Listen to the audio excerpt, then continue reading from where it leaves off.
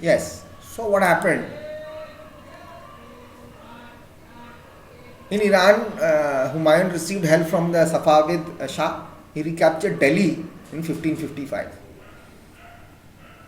But he died the next year having an accident in his building. 1555. Next year, 56, he died. So 1555 to 1556, 1 year only he came and he could take over that place. Akbar was the youngest ruler again, was 13 years old when he became the emperor. His reign was again divided into three periods: 1556 to 1570, 1570 to 1585, and 1585 to 1605.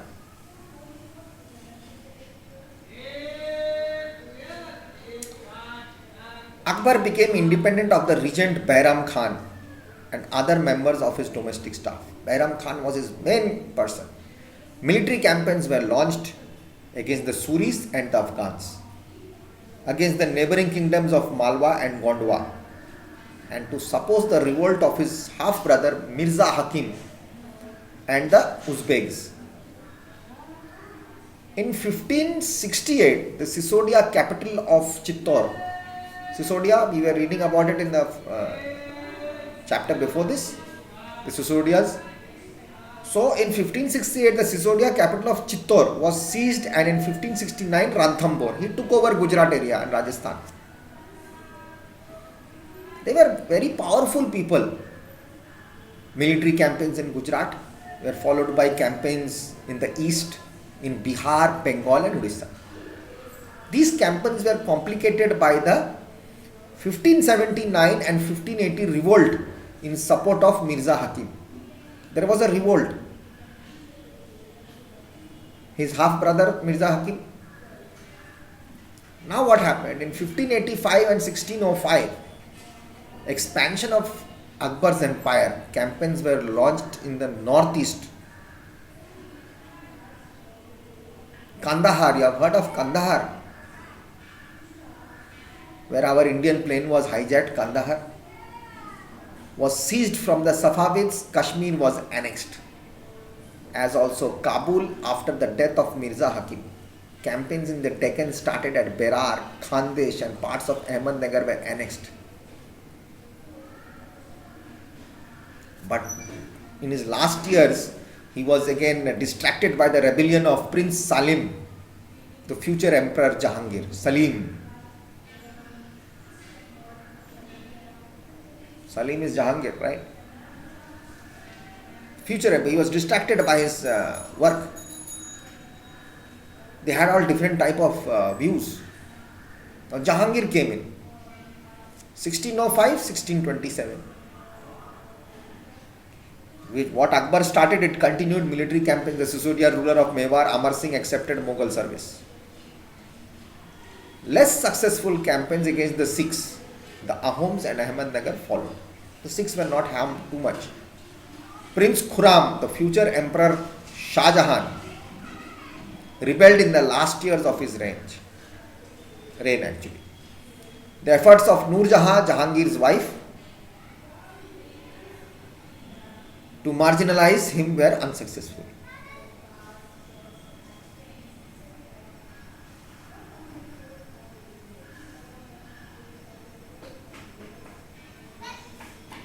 Right? Jahangir's wife's name was Mumtaz. Noor Jahan, sorry. Jahangir's wife, Noor Jahan.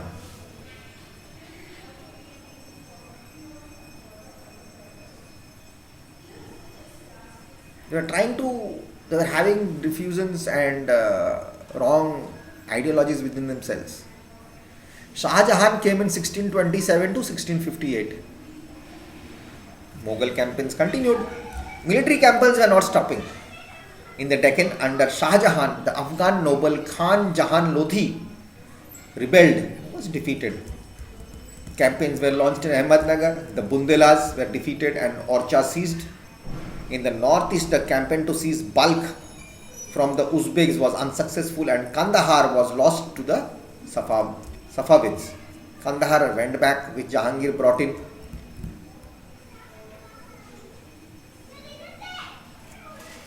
Okay, Kandahar was brought in by Akbar, went back at the time of Shah Jahan.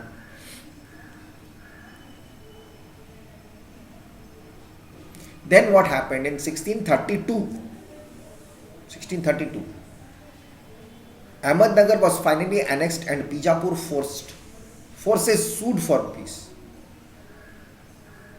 They said, let's have peace, we'll do things for you, for Shah Jahan. 1657 to 1658 there was a conflict over succession among Shah Jahan's sons. Who were his sons? Aurangzeb was victorious, another very good ruler, and his three brothers including Dara Shukru were killed. Shah Jahan was imprisoned for the rest of his life in Agra. Then only the Taj Mahal was built. Aurangzeb came in 1658 to 707. The last boss.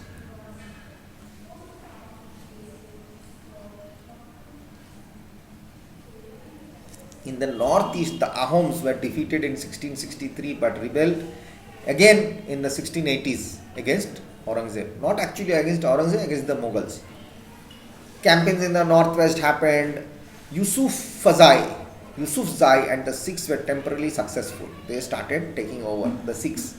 Mughal intervention in the succession in the internal politics of the Rathor of Rajputs, Mewar led to again rebellion. Campaigns against the Maratha chieftain Shivaji were initially successful. They brought down Shivaji. But Aurangzeb insulted Shivaji, who escaped from Agra. Declared himself an independent king and resumed his campaigns against the Mughals. Prince Akbar rebelled against Aurangzeb and received support from the Marathas.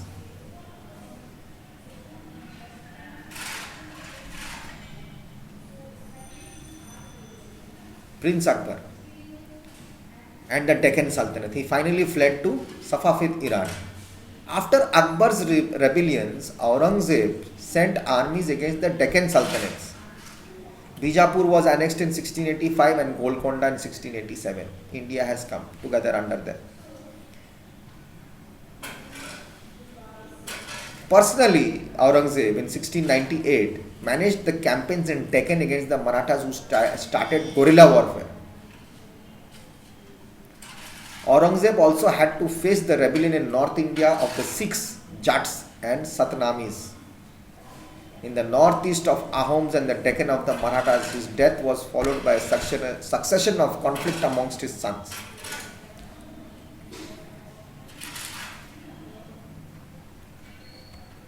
So 1526 to 1707. Just imagine how long they were there. How they took over full of India.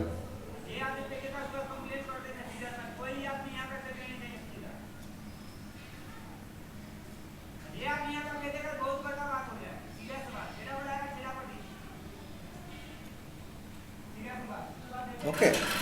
So these are the things what actually happened. So I'll just brief you about it and we can go ahead with it.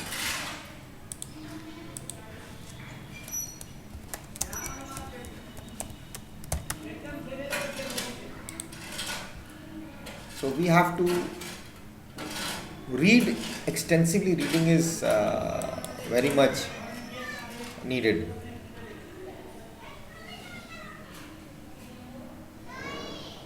The Mughal Empire was self-designated as the Gurkhani.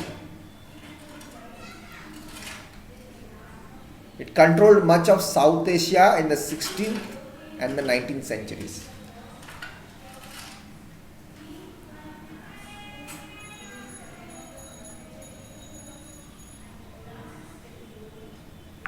Okay.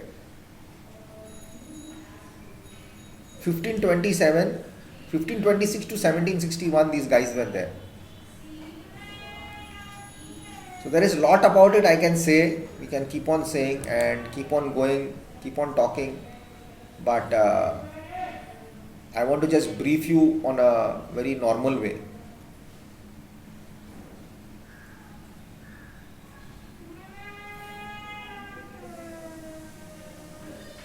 Then they had the decline in 1707 to 1857, the decline came in.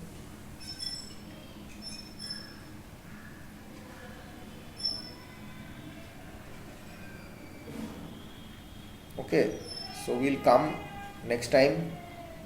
I'll come to tell you more about it.